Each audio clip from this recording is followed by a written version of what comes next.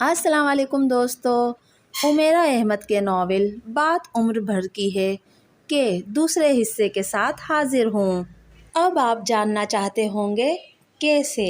میں نے آپ کو بتایا تھا نا کہ ہمارے خاندان میں بچوں کی شادیاں یا کم از کم ان کے رشتے بہت کم عمری میں ہی طے کر دیے جاتے ہیں، لیکن BA کرنے تک بھی میرا کوئی رشتہ نہیں آیا، نہ خاندان سے نہ باہر سے۔ عجیب بات تھی ہمارے خاندان کے لیے کہ 20 سال ہونے تک میرے لیے کوئی رشتہ ہی نہیں آیا تھا۔ کسی کو میری چاہ، میری آرزو ہی نہیں تھی، کسی کو میری ضرورت ہی محسوس نہیں ہوئی۔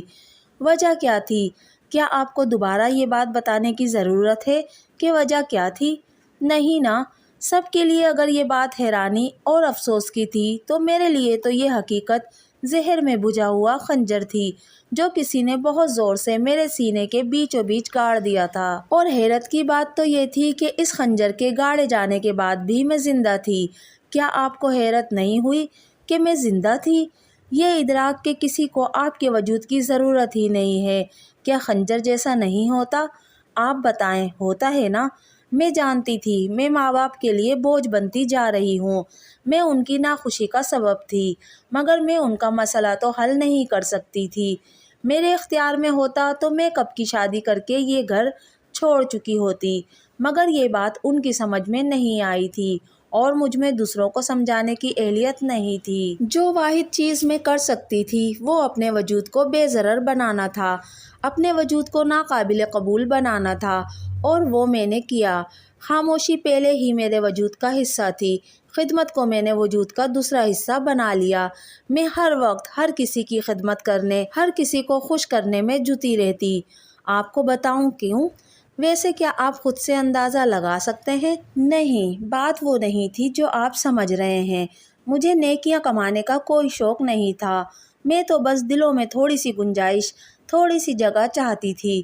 پتہ نہیں مجھے کیوں لگا کہ خدمت کر کے میں دل جیت سکتی ہوں، مگر خدمت دلوں کو جیت نہیں سکتی، بعض دلوں کو تو بالکل بھی نہیں۔ میں آپ کو کیا بتا رہی تھی اور کہاں پہنچ گئی ہوں؟ ایسا ہی ہوتا ہے میرے ساتھ، ایسا ہی ہوتا ہے۔ ہاں، تو میں آپ کو بتا رہی تھی کہ خدا نے میری خواہش پوری کر دی تھی۔ میرے والد میری شادی کے بارے میں بہت پریشان رہتے تھے اور اس پریشانی کا اظہار انہوں نے اپنی بہن یعنی میری پھپھو سے کیا۔ پتہ نہیں انہوں نے کس طرح انہیں اپنی پریشانی، اپنا مسئلہ بتایا تھا کہ اگلے ہی دن پھپھو اپنے اکلوتے لائق فائق اور حسین و جمیل بیٹے کا رشتہ لے کر ہمارے گھر آ موجود ہوئیں۔ سکتہ اگر گھر والوں کو ہوا تھا تو ہکا بکا میں بھی رہ گئی تھی۔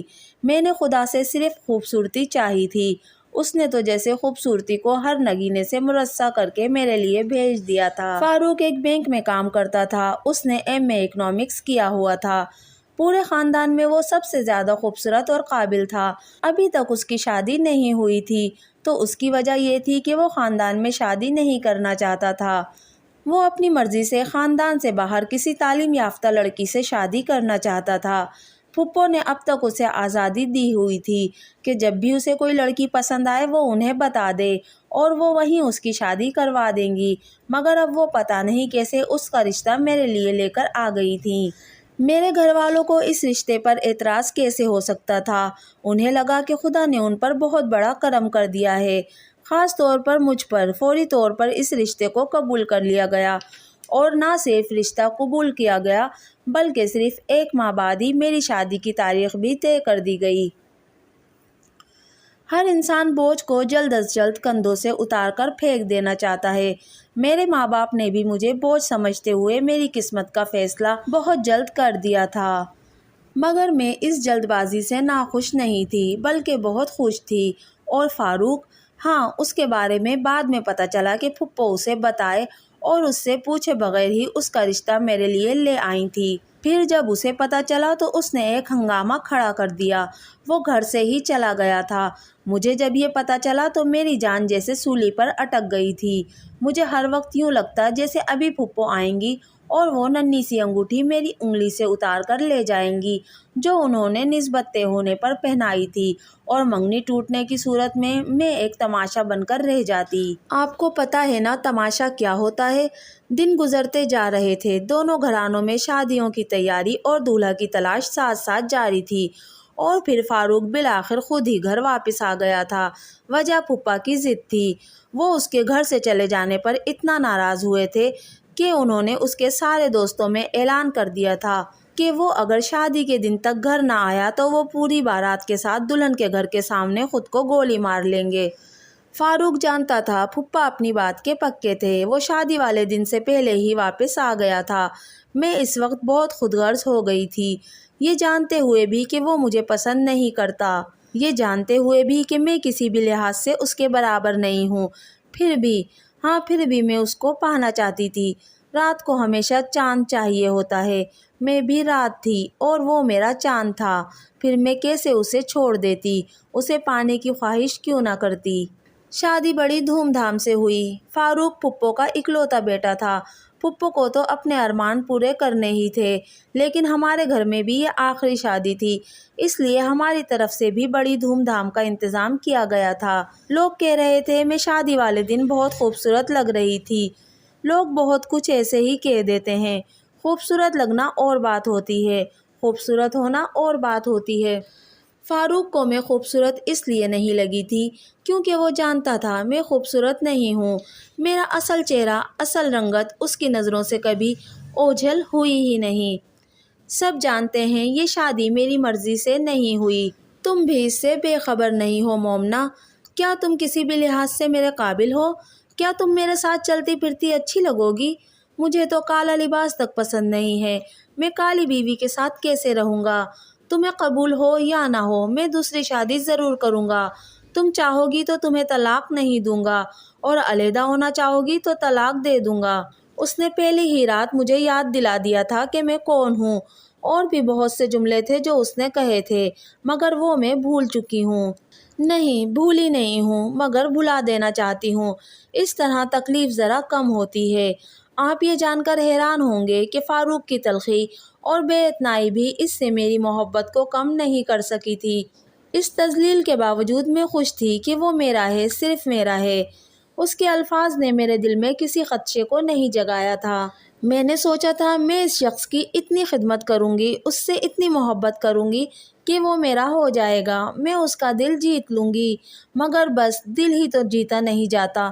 میں نے اپنے چہرے پر بہت سے ماسک چڑھا لیے تھے، ایک ماسک گھر والوں کے لیے، ایک ماسک سسرال والوں کے لیے، ایک ماسک فاروق کے لیے اور ایک ماسک اپنے لیے۔ بعض دفعہ اصلی چہرہ چھپانا بہت ضروری ہو جاتا ہے۔ فاروق کا میرے ساتھ سلوک کیسا تھا میں کسی کو نہیں بتاتی تھی، اس کا کوئی فائدہ نہیں تھا۔ میں سب کے سامنے یہی ظاہر کرتی کہ میں بہت خوش ہوں، بہت مطمئن ہوں، اور آپ کو سچ بتاؤں میں خوش تھی بھی۔ وہ اس وقت تک میرے حصے میں آنے والی سب سے قیمتی چیز تھا، پھر میں اسے پا کر خوش کیوں نہ ہوتی؟ وہ معمولی باتوں پر مجھ سے الجھ پڑتا، مجھے میری رنگت، میری شکل کے طعنے دیتا، بعض دفعہ چیزیں اٹھا کر پھینک دیتا، بعض دفعہ بلند آواز سے مجھ پر چیختا چلاتا، اور کبھی بہت زیادہ غصہ آتا تو مجھے خرچ دینا بند کر دیتا۔ مجھے یہ سب اس کی ادائیں لگتی تھی، اس کے نخرے نظر آتے تھے، مجھے یہ سب برا نہیں لگتا تھا۔ اپنی عزت نفس کا گلا میں نے کچھ اس حد تک گھونٹ دیا تھا کہ اس چیز نے مجھے دوبارہ تنگ نہیں کیا۔ میں اس کے آگے پیچھے پھرتی رہتی، اس کا معمولی سے معمولی کام اپنے ہاتھوں سے کرتی، اس کی گالیاں کھا کر بھی مسکراتی رہتی، اس کے چیخنے چلانے پر بھی خاموش رہتی۔ وہ ضرورت کے وقت روپے نہ دیتا تو میں دوبارہ کبھی نہ مانگتی۔ وہ کہیں جانے سے منع کر دیتا تو میں کسی صورت بھی وہاں نہ جاتی۔ وہ نہیں چاہتا تھا لوگ مجھے اس کی بیوی کی حیثیت سے جانیں، وہ مجھے چھپا دینا چاہتا تھا، اور میں نے اس کام میں اس کی ہر ممکن مدد کی۔ بعض دفعہ تو مجھے اس پر ترس آیا کرتا تھا۔ آپ کو پتہ ہے نا، ترس صرف خوبصورت لوگوں پر ہی آتا ہے۔ ہاں، تو میں آپ کو بتا رہی تھی کہ مجھے اس پر ترس آنے لگتا۔ میں سوچتی کہ یہ شخص کتنا عظیم ہے جو مجھے ناپسند کرنے کے باوجود مجھے ساتھ رکھے ہوئے ہے، اپنے گھر میں پناہ دیے ہوئے ہے، میرے اخراجات اٹھائے ہوئے ہے، ورنہ کون ہے جو کسی ناپسندیدہ انسان کے لیے اتنا کچھ کرتا ہے؟ اس پر ہر رنگ سجتا تھا۔ بعض دفعہ وہ صبح آفس جانے کے لیے تیار ہو رہا ہوتا تو میں اسے دیکھتی ہی رہ جاتی، میری نظر اس پر سے ہٹتی ہی نہیں تھی۔ پھر میں زبردستی اپنی نظریں اس کے چہرے سے ہٹاتی کیونکہ مجھے ڈر لگنے لگتا تھا کہ کہیں اسے میری نظر ہی نہ لگ جائے۔ پھر مجھے اپنے وجود پر رشک آنے لگتا کہ وہ میرا ہے، مومنہ عادل کا ہے۔ نہیں، مجھے مومنہ فاروق کہنا چاہیے۔ 2 سال اسی طرح گزر گئے تھے۔ میری کوئی خدمت، کوئی تابعداری اسے پسند نہیں آئی تھی۔ وہ پہلے بھی ناراض تھا، اب بھی اکھڑا ہوا تھا۔ پہلے بھی میں اس کے لیے بے وقت تھی، اب بھی میری ذات اس کے لیے بے مصرف تھی۔ پھر انہی دنوں میرے ہاں سنبل پیدا ہوئی تھی۔ اس کی پیدائش سے پہلے میں نے بہت سے خواب دیکھے تھے کہ شاید میری اولاد کی رنگت سفید ہوگی، اور صرف خواب نہیں، میں نے بہت سی دعائیں بھی مانگی تھیں۔ مجھے بیٹا چاہیے تھا نہ بیٹی، مجھے تو جو بھی چاہیے تھا خوبصورت چاہیے تھا، سفید رنگت والا چاہیے تھا، اپنے باپ کی طرح۔ آپ شاید سوچ رہے ہوں گے کہ میں اس لیے اپنی اولاد کو خوبصورت چاہتی تھی تاکہ اسے میرے جیسے حالات کا سامنا کرنا نہ پڑے، اسے دھتکارا جائے، اس سے نفرت کی جائے، نہ اس کا مذاق اڑایا جائے۔ آپ یہی سوچ رہے ہیں نا؟ میں جانتی ہوں آپ یہی سوچ رہے ہیں، لیکن سچ تو یہ ہے کہ میں اپنی اولاد کو کسی اور وجہ سے خوبصورت اور سفید چاہتی تھی۔ فاروق کو خوبصورتی پسند تھی۔ میں نے سوچا اگر اولاد اس جیسی خوبصورت ہوگی تو وہ اس سے خود بخود محبت کرنے لگے گا، اور پھر میرے ساتھ بھی اس کا سلوک بدل جائے گا۔ یہ سب سوچنے میں میرا قصور نہیں تھا۔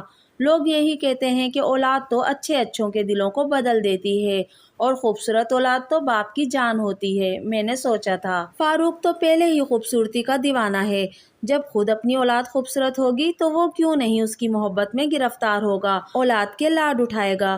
مگر جو میں نے سوچا وہ نہیں ہوا۔ ہمیشہ ایسا ہی ہوتا ہے، میں جو سوچتی ہوں ہوتا ہمیشہ اس کے برعکس ہے۔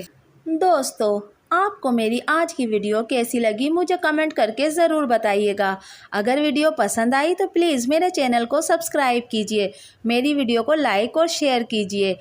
ملتے ہیں اگلی ویڈیو میں، تب تک کے لیے اللہ حافظ۔